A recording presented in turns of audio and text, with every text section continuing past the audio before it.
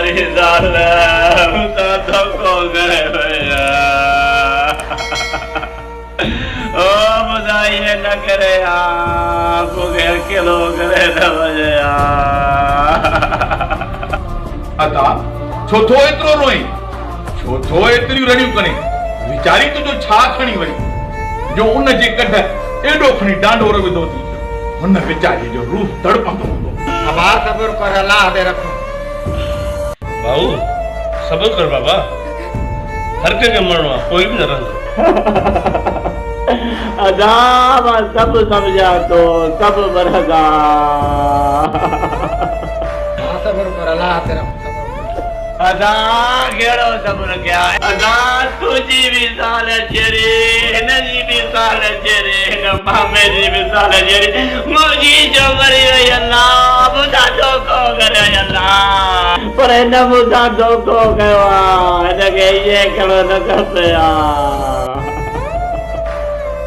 केड़ो अदी धोखो करे वई थी छो वेचारी मथो एडो रंज कयो थी अदा छो तो रोए छो तो वेचारी जे लाइ किला करे अदा इन जी साल 12,000 वठी आई तुझी साल 12,000 वठी आई इन्हनि सभिनी जूं साल 12,000 वठी आयो जे चेरी हुजे आ त विच मान में बीठी हुजे आहे 12,000 वठी अचे अदा पोइ भली मरे हा त मरे अल्लाह मूंखे ॾुख इहो आहे 12,000 विझो अब्बा हाँ यार तुझी गाल भी सही है मां पांजे अखन सा ॾिठा 12,000 माइन के मिलिया मायूं त बाबा ये नचंदी कुॾंदी बजनी हीअं नवा नोट तुझो रोण जायज़ आहे बुधा धोखो करे वई अल्लाह बुधा धोखो करे वई अल्लाह दा मुंजी सलाह वठी त तोखे हाणे भी पैसा मिलंदा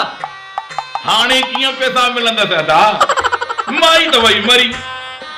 माई जी बायोमेट्रिक थींदी मिशन ते अंगूठो लॻंदो तॾहिं वञी पैसा मिलंदा ॿियो ॾिसे न तूं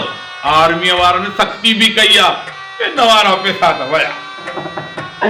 ओ अदा मां सभिनी जूं सलाह वठण लाइ तयारु आहियां मूंखे सिर्फ़ु 12,000 वठी ॾियो अदा तूं पंहिंजे ज़ाल जो हिकु हथ वॾे मिशन ते रख तोखे 12,000 मिली वेंदा वाह जी अदा सलाह ॾिनी अरे अची चढ़ा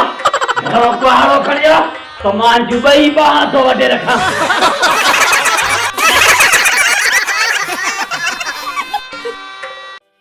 नाज़रीन जंहिं बि अञा ताईं असांजो ही न्यूज़ चैनल सब्सक्राइब न कयो आहे उन्हनि खे गुज़ारिश आहे त असांजी हौसला अफ़ज़ाई जे लाइ प्लीज़ असांजे हिन न्यूज़ चैनल खे सब्सक्राइब करियो लाइक शेयर ऐं कमेंट्स में ज़रूरु